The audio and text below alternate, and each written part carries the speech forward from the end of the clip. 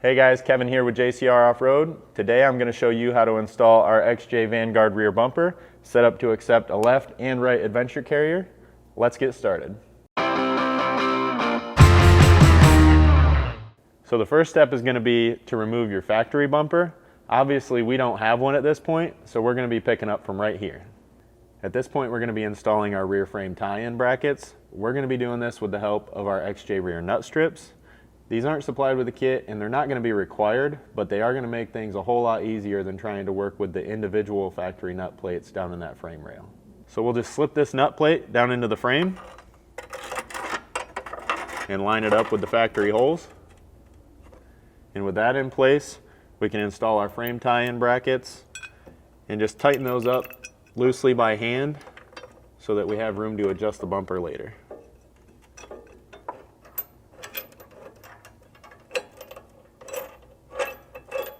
Next, we'll be installing these outer tie-in brackets. To do that, we're going to need to drill a couple half-inch holes. So the first hole is going to be just to the inside of this factory slot.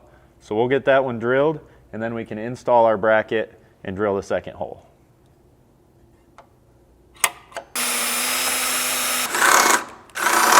Now with that top hole drilled, we can temporarily install this outer tie-in bracket. So with our tab down, I'll put that in place and loosely install this top bolt.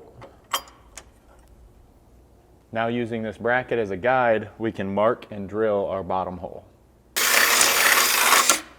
All right, now with both those holes drilled, we can clean up any debris and touch up any exposed metal with some paint. So now with those holes drilled, we can install our outer tie-in brackets. This one is going to go in like so with this small tab facing down, and then this one will go in this orientation with this face pointed outward. And then these are just going to sandwich the plate that we just drilled those holes in. And we can loosely bolt this in place.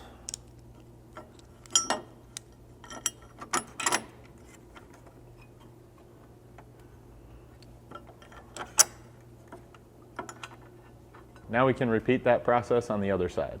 All right, the next step when installing these outer tie-in brackets is going to be to drill some holes through your factory floor.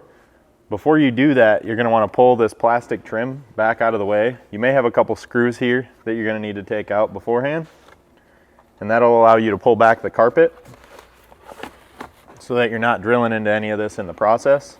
But you should have a hole come through right about here, and then another one that's going to be back just behind this. Now, using our bracket as a guide, we'll drill 2 more half-inch holes through the factory floor.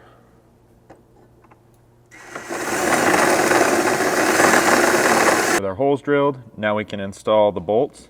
These are going to run from the bottom up. And we'll put the nut right on top.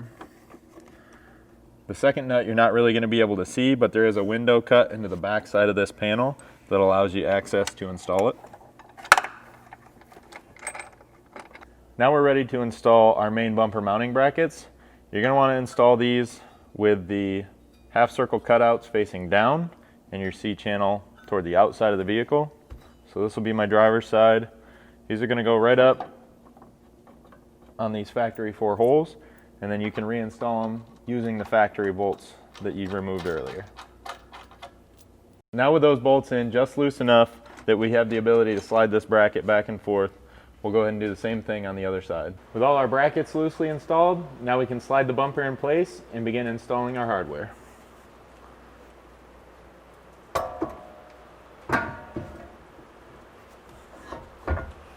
So it's easier to see here with the bumper on, but we want to note that before you get the bumper installed, you want to make sure that all the frame mounted brackets are mounted inside of the bumper brackets.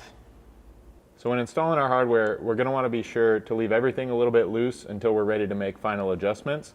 But since you can't see what I'm doing, just note that you're going to have 2 bolts into each outer bracket, 2 bolts into the side of the main bumper supports, and then 1 into the bottom of each of those frame tie-in braces you installed earlier.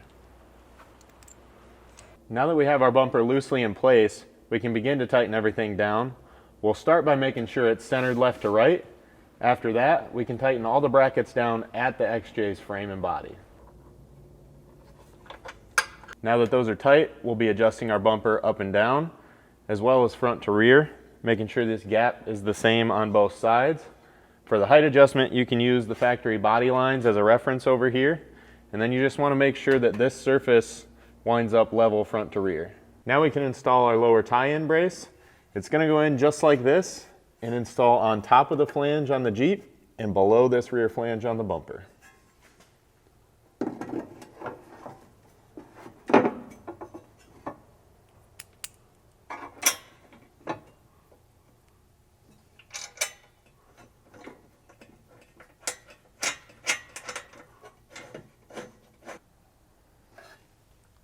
Now with all those bolts in place, we can tighten everything up.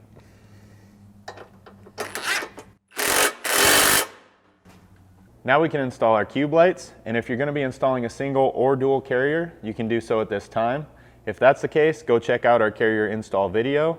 If not, go ahead and use these plastic caps that are supplied with the bumper, and with a little RTV sealant, install those both top and bottom. This is going to keep any water or debris out of your spindles so that you can install a carrier later. So obviously it's important to get all your hardware tight during the install, but if you're going to be running carriers especially, these two bolts at the outer tie-in brace are going to be extremely critical for you to make sure you're not going to get any excessive movement. If you do experience any excessive movement, especially after you've been running the carrier for a while, this is going to be the first place to check and come back in and make sure you get them as tight as possible. We wound up having to use a breaker bar on ours, and you could even go as far as putting a little bit of Loctite on those to make sure they don't work loose in the future. After you've installed your carriers, you're going to want to check your clearance to the rear hatch. As long as your bumper was centered left to right during the initial install, this shouldn't be an issue, but it is something to double check. If you're going to be running our fold down table on the back of your adventure carrier, you're going to want to be sure to check the clearance between the carrier and your plastic factory license plate light housing, because that may need to be removed. So that's a wrap for this install. If you guys have any questions, feel free to give us a call at 269-353-1184 or email us at info@jcroffroad.com.